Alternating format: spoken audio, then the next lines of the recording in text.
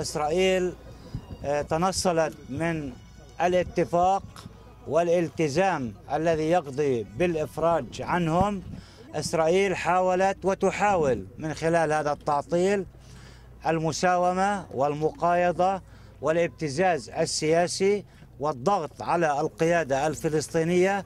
هذا الموقف سيترك نتائج أيضا على الشعب الفلسطيني الغاضب والمستاء جدا من هذا التعطيل الإسرائيلي المتعمد.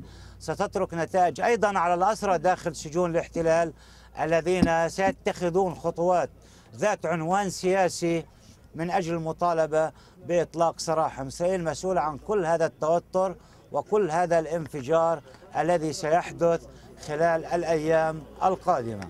هذا إثبات لمدى عدم مصداقية إسرائيل في بناء سلام عادل مع الشعب الفلسطيني. تتحمل مسؤولية عن ضرب ونسف عملية السلام وكل الجهود المبذولة من أجل تسوية عادلة على هذه الأرض.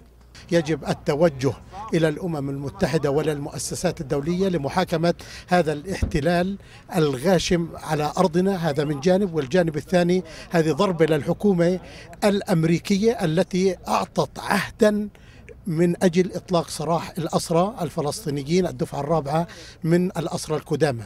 فبالتالي هي ضربة للحكومة الأمريكية قبل أن تكون ضربة للشعب الفلسطيني. نحن هنا اليوم نعتصم للضغط على إسرائيل لإطلاق الدفعة الرابعة، وكذلك إلى الذهاب ندعو القيادة الفلسطينية الذهاب إلى الأمم المتحدة ورفع قضايا ضد إسرائيل والذهاب إلى المحاكم الدولية.